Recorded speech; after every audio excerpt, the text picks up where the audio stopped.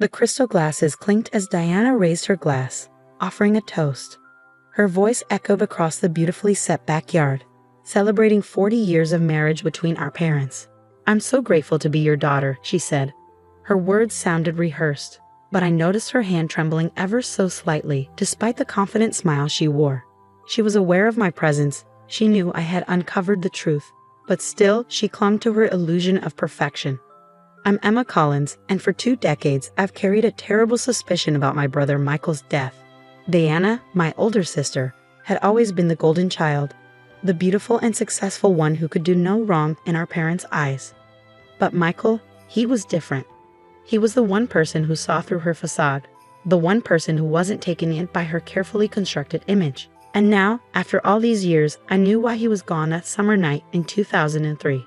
As the party went on, I felt the worn edges of a leather diary in my purse. I had discovered it 3 months ago while cleaning out our grandmother's attic. Hannah's private journal from the summer Michael died. She had always claimed to be at the library that night, unaware that Michael had gone swimming alone in the lake. But her diary told another story. "Emma," my mother asked, her hand gently touching my shoulder, concern evident in her eyes. "You haven't eaten much. Are you feeling okay?" I forced a smile. "Just lost in thoughts, Mom. It's a bittersweet day." Diana caught my eye from across the table, her fingers gripping her wine glass a little too tightly. She noticed me talking to guests, showing them something from my purse and observing their reactions. She didn't know yet, but I was systematically unraveling the perfect story she had maintained for years. The diary wasn't the only thing I had. In the last few months, I had pieced together everything.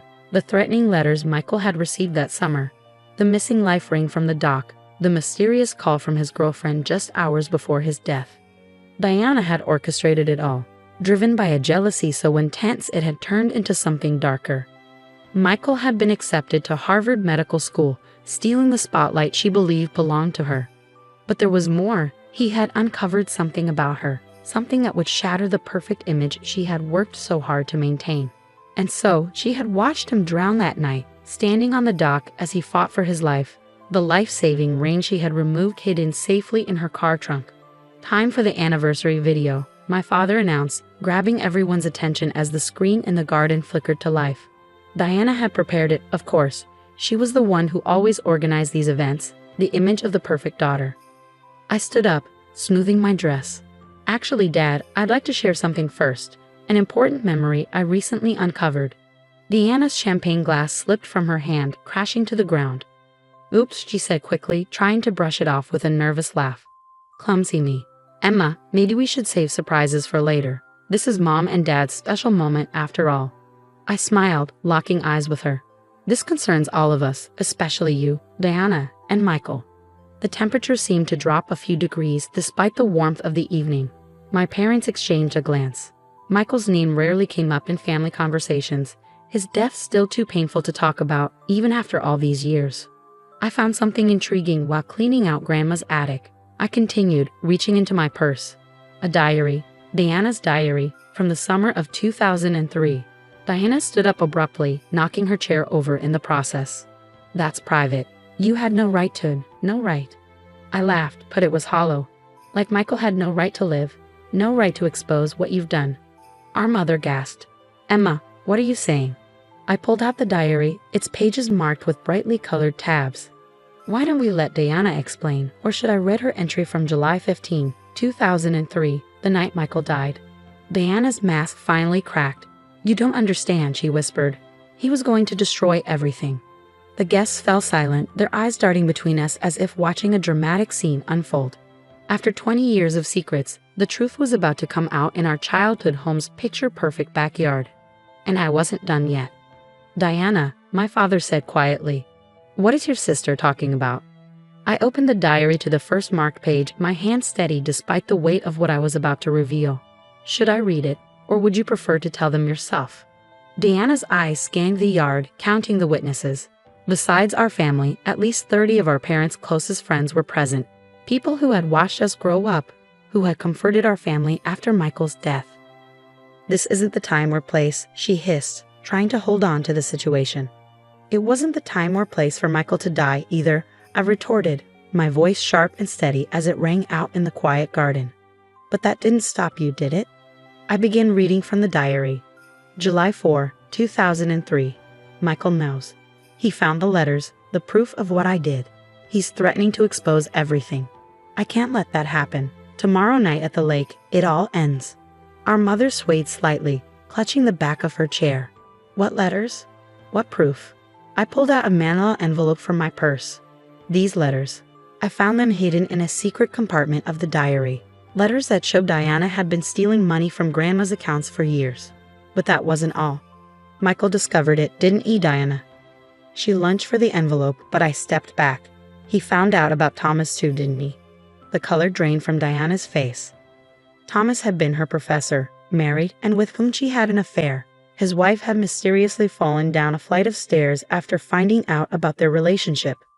That was an accident, Diana whispered. No one was supposed to get hurt, I said coldly. Like Michael? I paused. Was he not supposed to get hurt when you removed the life ring from the dock? When you watched him drown? Our father stood, his face pale. What are you saying? I turned to face our parents, my heart breaking for them even as I continued. Diana didn't just stand by and watch Michael die. She planned it. The threatening letters he received that week, I've had them analyzed. They match her handwriting. I pulled out more documents from my bag, forensic reports, witness testimonies, evidence I had spent months collecting. The missing life ring? It's still at the lake house, hidden under the floorboards. I found it last week, and Diana's fingerprints are still on it, preserved under the old paint. Diana's composure completely shattered. You don't get it, she screamed. He was going to ruin everything, my reputation, my future, everything I've worked for. I laughed bitterly. You mean everything you stole and lied about? The money from Grandma, the affair with Thomas, the accident that nearly killed his wife? Our mother began to sob quietly, the heartbreaking sound tearing through me, but I couldn't stop now. The truth had waited 20 years. Michael was on his way to medical school. My voice wavered. He was set to save lives. But instead, you took everything from him just to protect your precious reputation. I didn't mean, Diana began, but I cut her off. Didn't mean what? To let him drown. Then why did you take away the life ring? Why did you disconnect the doctor's emergency phone? Why did you just stand there as our brother died? I turned to the guests, stunned in silence. But what Diana didn't know was that Michael wasn't just going to expose her secrets. He'd already recorded everything. He sent a letter the day he passed. A letter that came back to the sender because he'd written the wrong address. Diana's face went pale. What letter? The one that's been sitting in our grandmother's attic for 20 years. The one I found 3 months ago that led me to uncover the truth. I took out an old yellowed envelope. The letter that reveals everything in Michael's own words. The garden fell completely silent as I began to read Michael's final letter, his desperate plea to expose the truth before it was too late. With every line, Diana's carefully built world crumbled, piece by piece.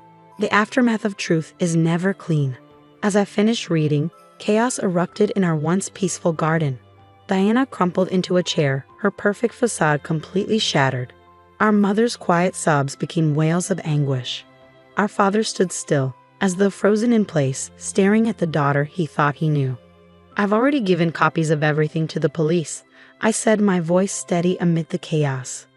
They're reopening Michael's case. This is no longer about family secrets. It's about justice. At that moment, 2 police officers appeared at the garden gate. Detective Sarah Martinez, who had been working with me for months, stepped forward. Diana Collins, she said, her voice formal. We need you to come with us to answer questions regarding Michael Collins' death. Diana looked around the garden, her eyes frantic. She was searching for an escape or, perhaps, a sympathetic face. But she found none. The guests, our parents' closest friends, watched her with disgust. You don't understand, she tried, her voice pleading. I was protecting the family's reputation. Michael was going to ruin everything with his moral righteousness. The money I took from Grandma, she never even noticed. And Thomas's wife, it was an accident, really. An accident you orchestrated, I said quietly, just like Michael's accident at the lake. The detective stepped forward, handcuffs in hand. Miss Collins, please stand up. As they led Diana away, I turned to our parents. Mom had stopped crying, her face set in a mix of grief and resolve. Dad looked as though he aged years in minutes, burdened by the weight of this truth. I'm sorry, I whispered. I know this isn't how you wanted to celebrate 40 years of marriage, but Michael deserved for the truth to be told. Mom took my hand. All these years, she whispered, we blamed ourselves for not being there that night, for letting him swim alone, and she watched him die. There's more, I said gently. The investigation into Grandma's finances.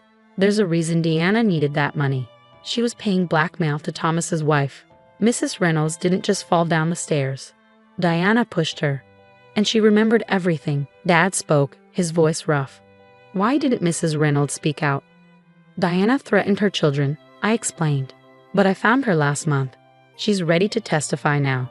Everything Diana did is going to come out, Dad. The garden slowly emptied as guests left, shocked by what had transpired. By sunset, only our immediate family remained, sitting amidst the remains of what should have been a celebration, trying to process how our family's history had been rewritten in a single afternoon. What happens now? Mom asked, staring at Michael's untouched anniversary cake. Diana will face charges, I said. Not just for Michael's death, but for financial fraud, the assault on Mrs. Reynolds. Everything. The detective believes she'll take a plea deal to avoid a public trial and us. Dad's voice cracked. How do we go on? I reached for their hands. We honor Michael's memory. We tell the truth. We heal. Later that night, after my parents had gone to bed, I walked down to the lake. The moon cast silver reflections on the water where Michael had spent his last moments. I pulled out one last item from my bag, a photo of Michael from his college graduation, grinning at the camera. It's done, I whispered to his image. You can rest now. Big brother. The truth is out. My phone buzzed. A text from Detective Martinez. Diana had broken down during questioning, confessing to everything. The case would be closed properly, with the real story now on record. As I walked back to the house, I thought about Diana in a cell, her life destroyed by her own actions, finally catching up to her. Some might call it revenge, but I prefer to think of it as justice, delayed but well-earned justice. The next morning, I helped my parents clean up the remains of the party. We worked quietly, each of us lost in thought. But when we finished, Mom did something she hadn't done in 20 years. She brought out Michael's old photo albums. Tell me about him, she said, her voice stronger now. Tell me everything you remember about your brother. So we sat there, turning pages, sharing stories, and letting ourselves remember Michael not as a tragic figure, but as the brilliant, kind, funny person he had been. For the first time, we could talk about him without the shadow of unasked questions hanging over us. Diana's trial was short. She accepted a plea deal, 20 years for manslaughter, with additional charges for fraud and assault to run concurrently. Our parents didn't attend the sentencing, but I did. I needed to see it through to the end. As they led her away, Diana turned to me one last time. Was it worth it? She asked bitterly. Destroying our family like this? I met her gaze steadily. You destroyed our family the night you let Michael die. I just exposed the truth. The difference is, now we can finally rebuild. Today, there's a scholarship in Michael's name at Harvard Medical School. It's funded by the money recovered from Diana's fraud, supporting students who demonstrate the ethical leadership Michael believed in. Sometimes the best revenge isn't about destroying someone. It's about ensuring that truth and justice prevail, no matter how long it takes. It's about transforming tragedy into something meaningful. And sometimes it's about finally being able to say goodbye to a brother who deserved so much more. Thanks for watching. See you again in the next video. Stay stunned.